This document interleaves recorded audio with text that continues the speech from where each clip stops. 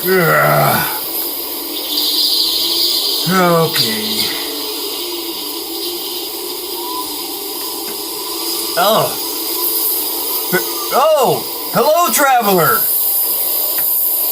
I know, the wind blew the door open. I was a little inattentive this afternoon. But, you look a little chilly out there.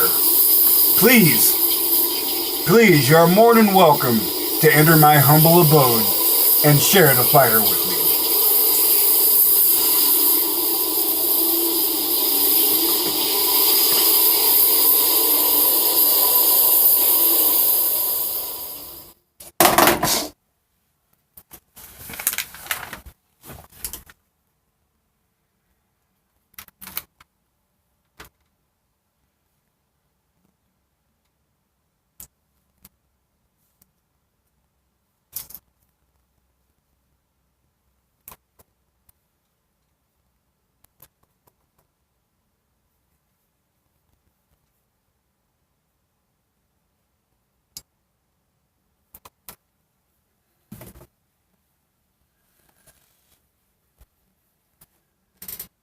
I need to apologize to you, brethren, before we begin.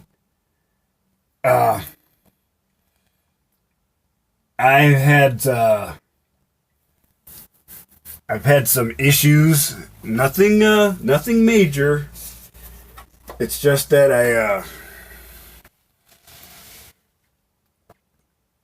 had, issues with other people. And, I tried to rant a little on Facebook to purge myself, but it did not work. So,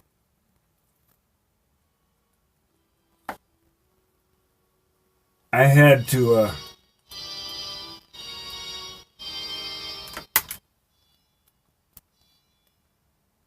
come home and rant to you brothers.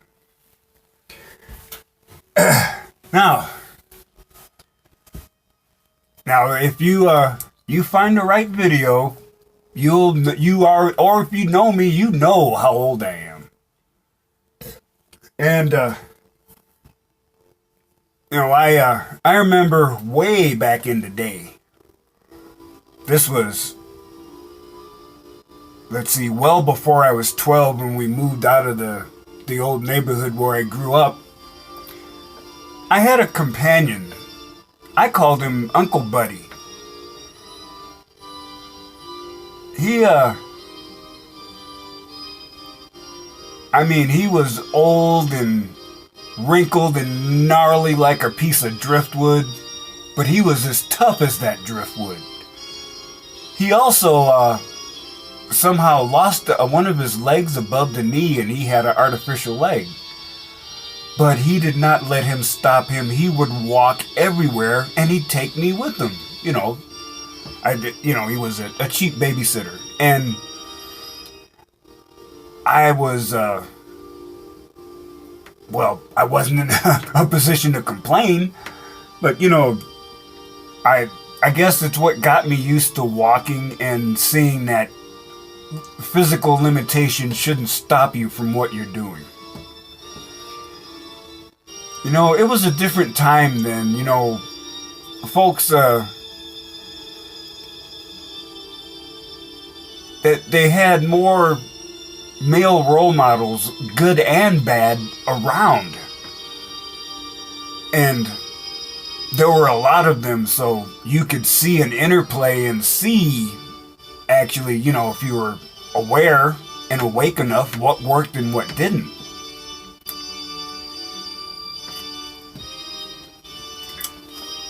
And, I always wondered, why old people were grouchy.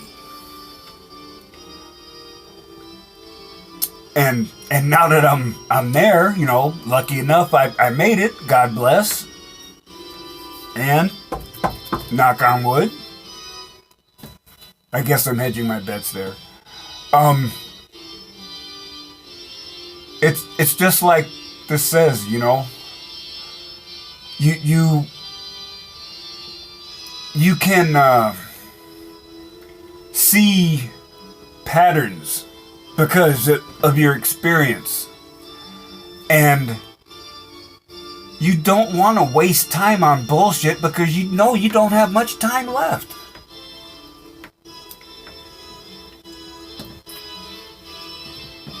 And especially if you've got some juvenile delinquents disrespecting your property. Yeah, you know that, whatever that movie is with Clint Eastwood when he comes out with his rifle, you know, get the hell off my lawn, I guess. Yeah. I mean, it's not much, but I spend all my time working on this lawn for it to look good. I don't need you little bitches coming up, you know, moonwalking and spinning cookies in it. I'm gonna have to pop a cap in your ass. So, you know, not that I would necessarily do it, but as Crick Rock says, I understand. So, there are actually 2 incidents I want to share with you. The first one happened, let's see, just a little before I started recording. It got me upset, and I wrote it down because that was my way of dealing with it then. And let's see, this was, okay, triggered like a snowflake. I got caught slipping the other day. The real me is pretty opinionated on political issues. And actually, I have deactivated the real me's Facebook account. Because I don't go there anymore. That persona at the moment has minimal value. So I don't want to spend extra resources on it when it's not necessary. Now, that's not to say I've completely twisted off and I'm saying the real me doesn't exist. Of course he does. Come on now, let's get serious. We know for entertainment purposes I'm bringing you a character. I use a method acting technique and I try to immerse myself to provide you with a complete experience, but I'm, you know, like the man said back in the day, I'm not cuckoo for Cocoa Puffs, okay? You know, just calm down and we're good, alright? So, you know, at people see as Sifu, I behave in a completely different manner.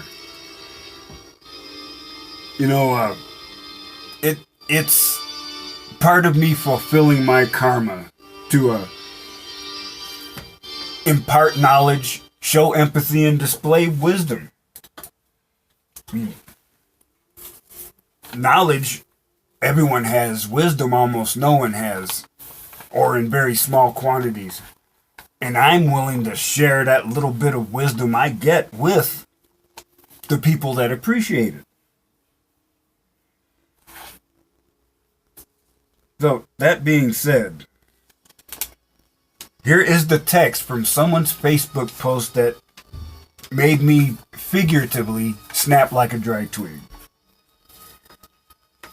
If I see one more, quote, I was followed at such and such Walmart by some creepy dude, unquote, I swear I'm gonna lose my shit. I believe, let's see, if y'all women don't learn how to turn around in aisle 13 and ask a MF what his problem is. Call the police while in the store. All this, I went up to an associate. I spoke to a manager. TF? Oh, they don't get hazard pay for that mess. So grab a can of green beans and smack the dude in the face. Spray him in the eyes with some cooking spray. Choke him with a belt from the accessory aisle. Anything, something, then post that. Y'all act like you're helpless. We're not helpless. So, I remember reading this and I'm like, okay.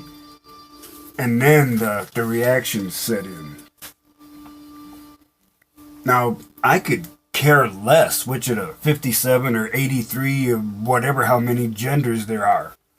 As I've said before, I treat everyone the same, like a human being.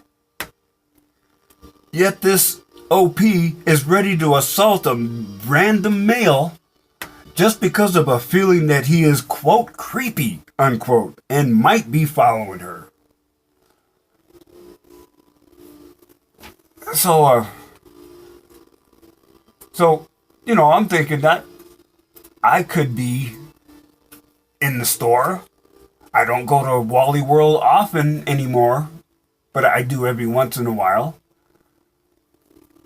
I've usually, of course I'm wearing my robe. I got my music cranked up and I'm in the shopping zone, man. I'm not looking at girls, So here I am minding my own business. I might get taken out and not on a date neither. And thinking about that, it got me upset. So I decided to carefully craft a response. Listen here, you over-entitled, hair-triggered snowflake bitch. This old man does not need to follow any woman. You have nothing worth the price I would need to pay. Your feeling that I am following you, believe me, it's an internally generated illusion. If it just so happens that I become a victim of your delusion, you better hope I'm having a good day. You might get lucky, and I might be purely defensive. I have trained in several martial arts, and I have done this in a fight when someone really wanted to whoop my ass. He got in a few shots, but I blocked almost everything he threw at me. And then, when he was frustrated and dropped his guard, I got him in a rear naked choke and asked him if he was done. So you might get lucky, and I'll go pure defensive rather than knocking your little bitch ass the fuck out.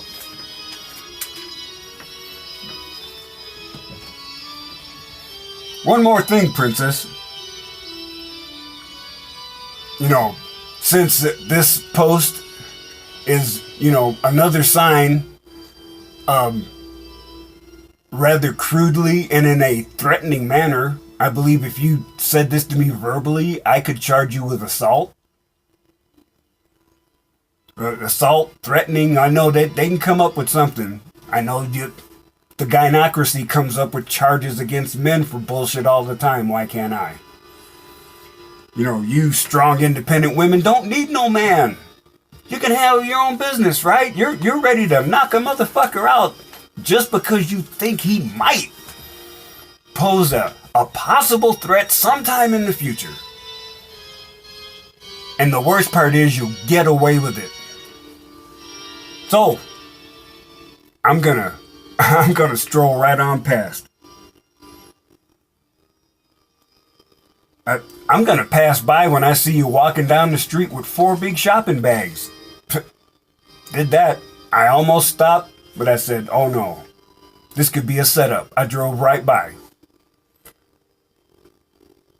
And this one hasn't happened yet, but I'll make sure to pass by you when I see you on the side of the road with a flat tire. You're a strong, independent woman. Change that shit. Go She-Hulk. Tip the car up on its side. You won't even need to use the jack. And, this one's a toughie, but in today's legal climate, I think I would have to. If you're in an accident, you're injured, and you're in need of CPR, I don't think so. People have been sued for sexual assault and won because a male gave a female CPR. I'm like, bitch, I saved your life. You touched me. See if that shit happens again. Why will I pass by? Yeah. Gee, it hasn't been that long ago. Have we forgotten about Me Too? Me Too has turned any social setting into a toxic minefield. Why should I render assistance when it's guaranteed I'll be charged with sexual assault sometime later? I can do better. I will do better. And even though it's just been over a month since I wrote this, I'm doing a hell of a lot better since I've withdrawn from association with women. And that definitely includes psychopaths like you. I escaped the plantation, bitch. And rather than deal with you control freaks, I'll keep what I'm gonna keep doing. Hashtag walk away.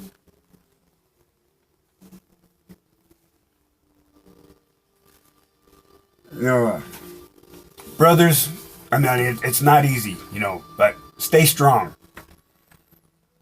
Wave to your fellow travelers and support each other. Go to their channels. Encourage them.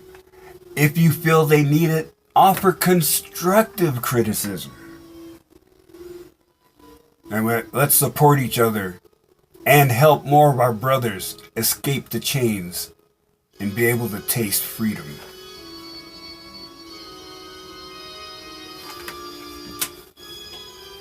So,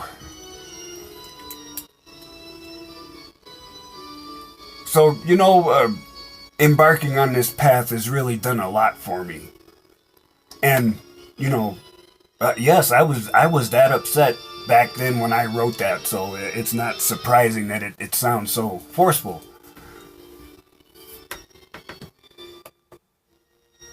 But,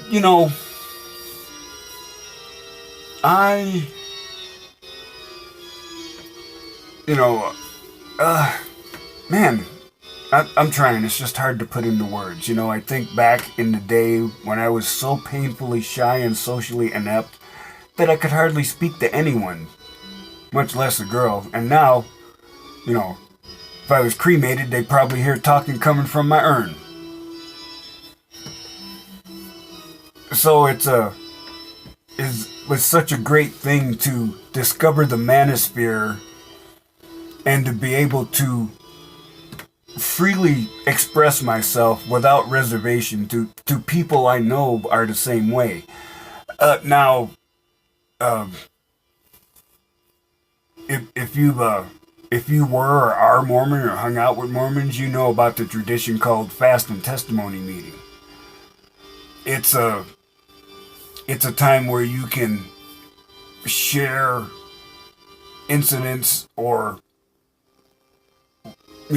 whatever that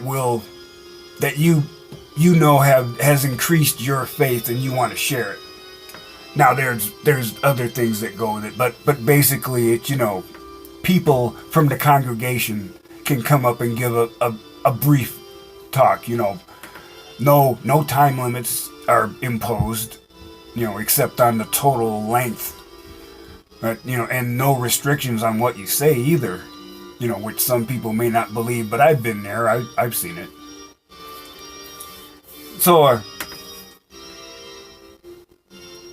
I get to rant as the exile to people that are red-pilled and understand where I'm coming from.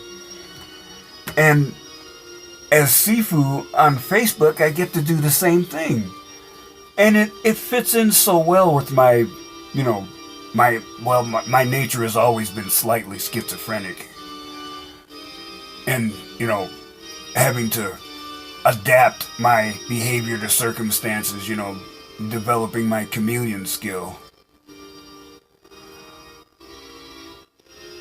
But it's great, I've got two completely different avenues for creative expression.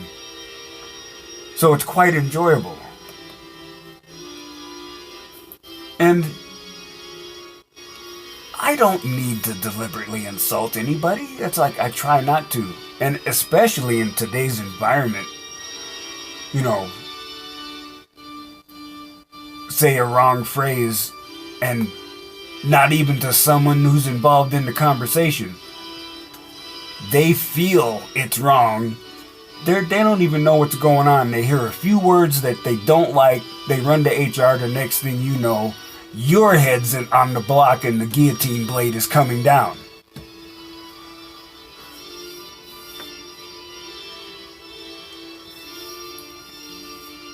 So, you know, I've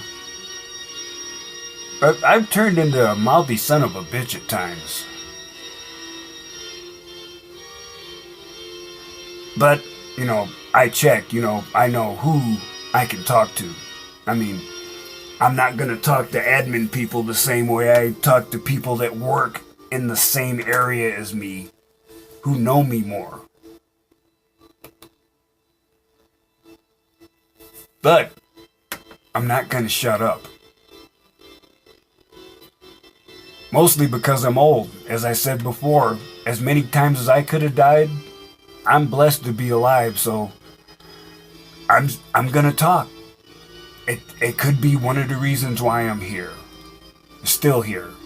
To offer my perspective on things. And, you know, this is definitely not where I thought I would be at this point in my mortal journey. But, you know, I really cannot think of a better thing to do with the rest of my life than fighting the matriarchy. In any capacity that I can. Now, Sifu, he's apolitical. He doesn't care how you present yourself. He treats you as a human being. And I will drop wisdom. I frequently quote Marcus Aurelius, who is a Stoic sage. I drop knowledge. I share personal experience, saying, you know, someone says they had a spiritual experience. Yes, I will share mine so they know, yes, you know, that what I went through is valid. And there are times when I inject humor, or sometimes I'm snarky, you know, not deliberately insulting, but just, you know, just, I don't know, maybe poking the bear. And there are times where I wonder afterwards, like, oh, is that going to be good? But they've always laughed. So, not that I've been keeping track. This is just completely off the top of my head. But I've got a pretty good track record. Most of the time, you know, I'd say about 50%, I'll get a heart for my comment. Very occasionally I'll get a like. And the rest of the time I don't get a reaction. That's fine. I can't hit a home run every time at bat.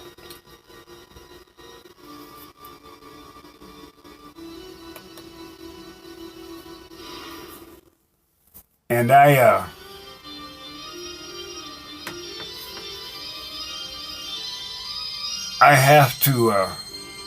have to do what I do.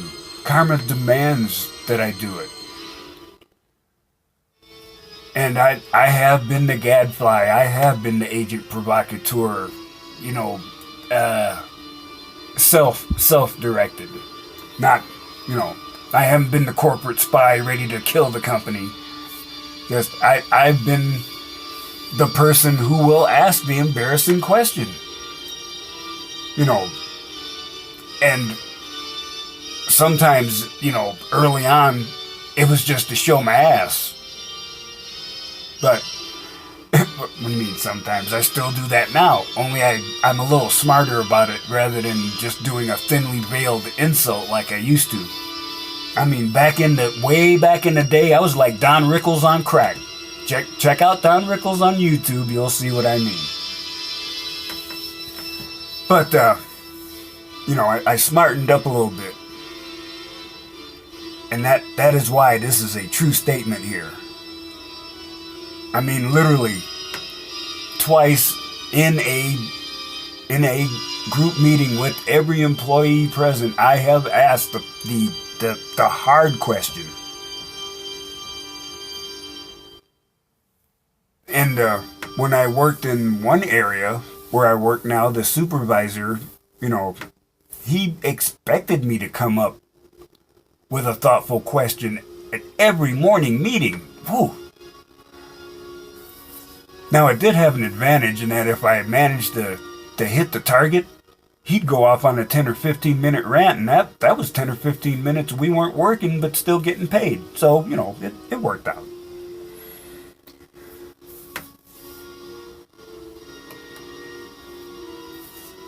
And now we have triggering event number 2. So, last weekend I went to visit the editor of my novel. And, damn, the martinis took over. So, but I had already slammed a pot of green tea before I even went over there. So I had a hangover, but it wasn't bad. It was just slightly distracting. So I go on Facebook on Sifu's page, and I'm reading an entry. It's fairly long and little wandering and a little incoherent. That was my flash reaction. And I try, when I'm in my Sifu persona, to suppress myself and let the infinite, or the spirit, as you prefer, speak through me. Because that was what happened the day at the hospice. So that's what I was doing, and he responded back, kind of like, what the hell are you talking about, basically. And I just said, no problem, I don't have an A game. Didn't have my A game today. Now, I have had the occasional swing and a miss like this before. It's like, I was like, yeah, no problem. It's like, hey, we'll just move on. Well, this raggedy motherfucker doubled down on stupid.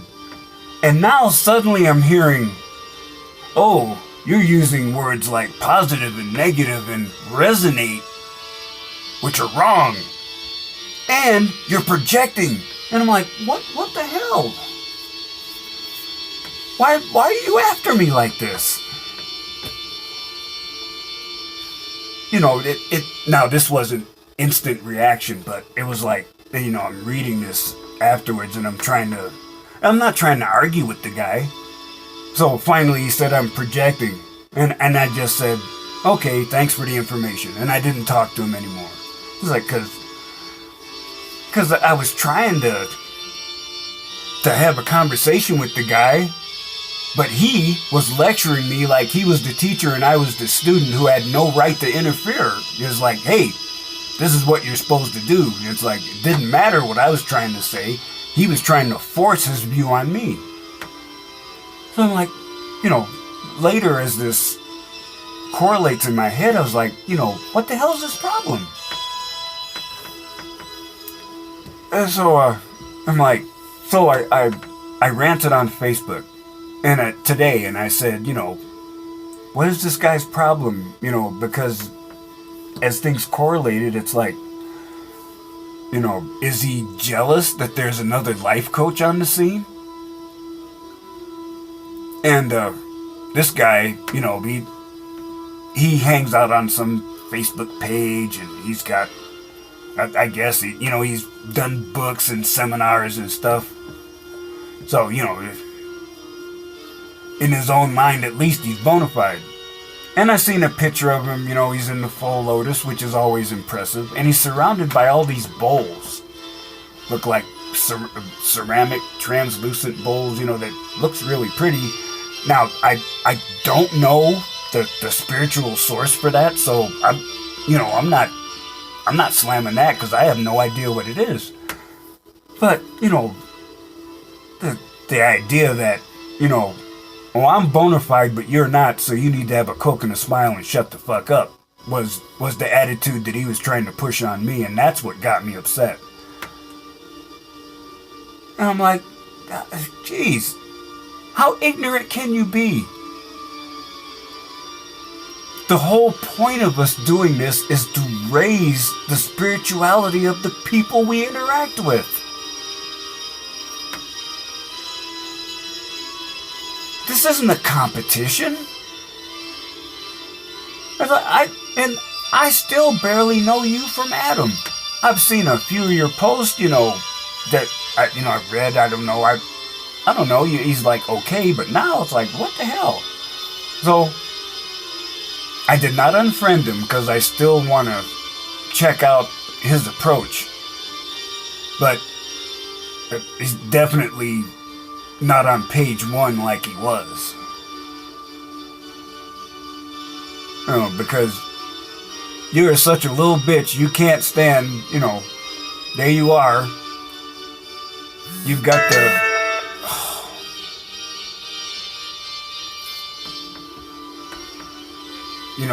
you've got all this going for you. Dollar bills are falling out of your pocket while you're walking down the street, and you're upset at me because I'm grabbing a few pennies that are in the gutter.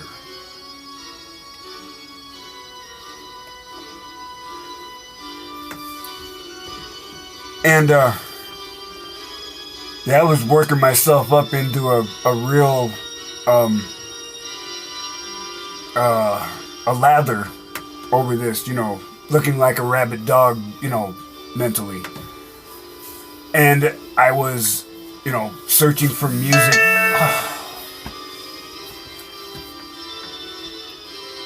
Music and pictures. And I found this one, and this is the one that calmed me down.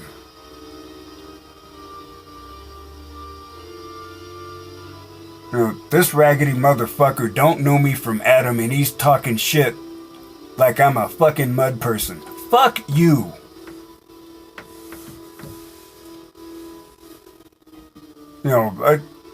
This is even reflected in scripture. The apostles come up to Jesus and say, yo, man, that little bitch over there is talking shit, and he's saying he works for you. But we're your posse, right?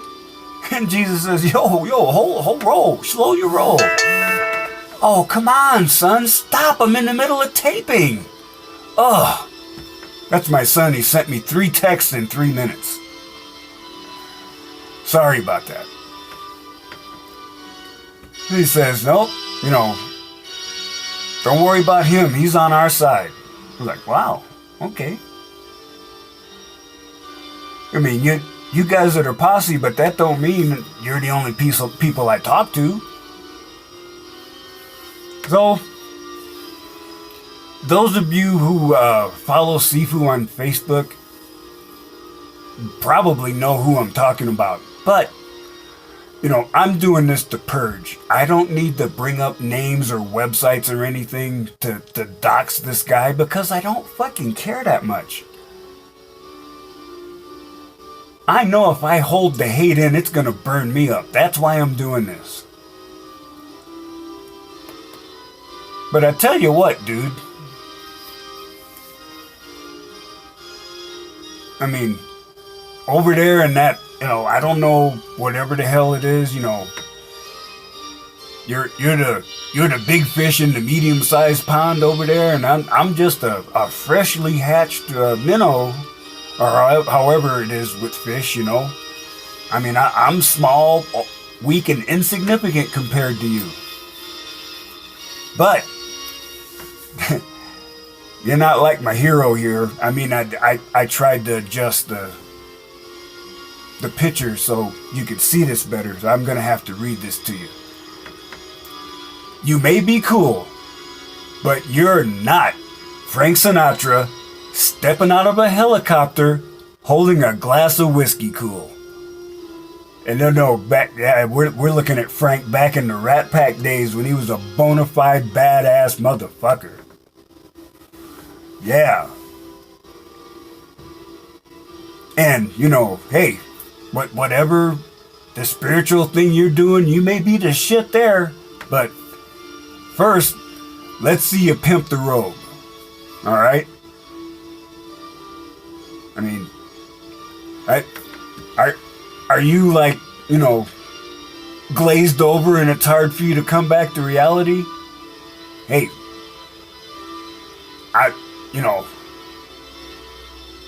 I'm not saying I'm all that, but I'm more than you give me credit for, bitch. And maybe you better fucking recognize.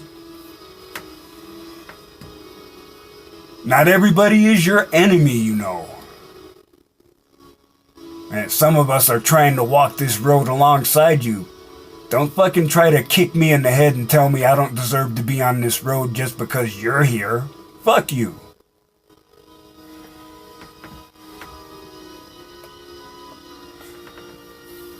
I tell you.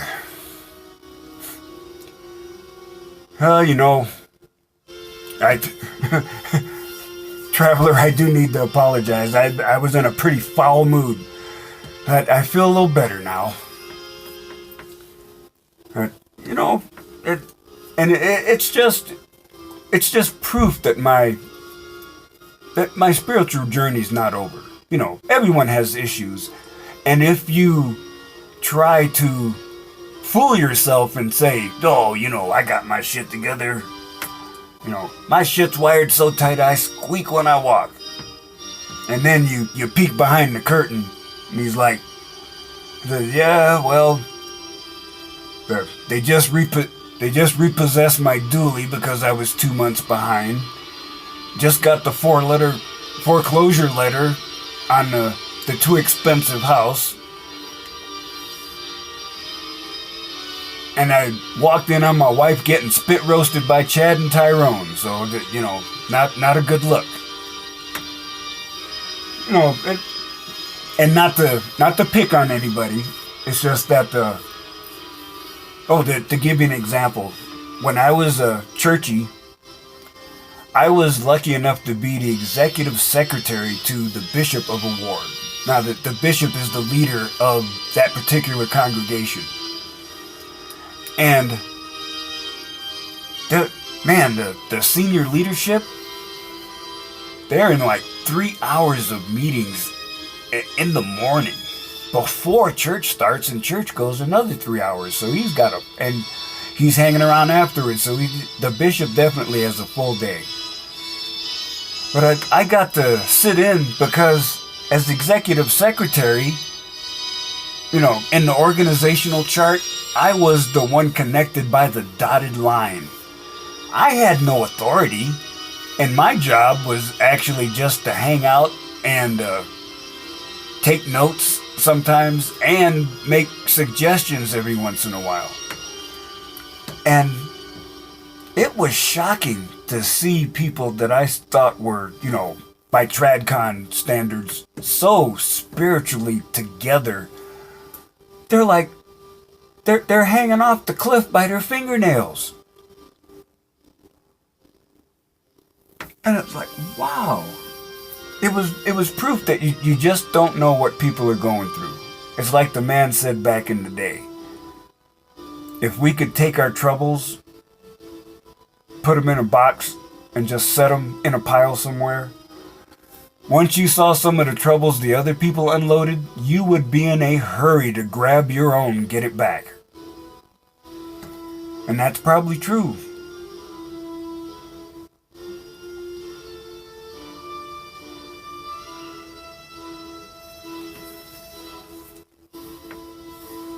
So, traveler, as you prepare to get out of here and away from this ranting old man, I have 2 things to tell you. First, remember, your journey is not over.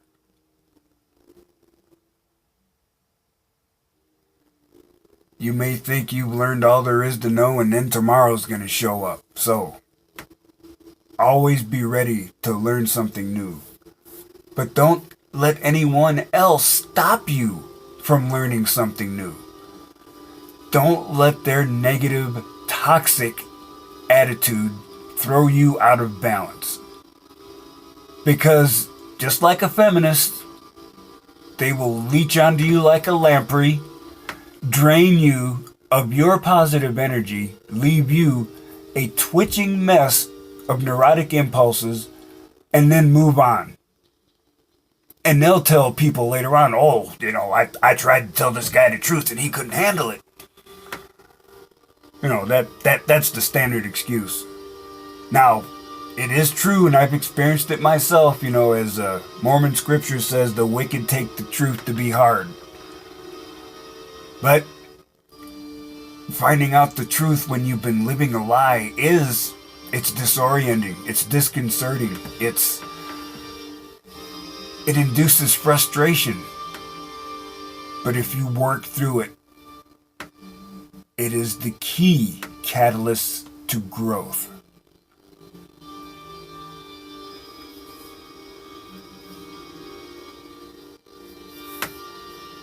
And remember what scripture says, the truth shall make you free.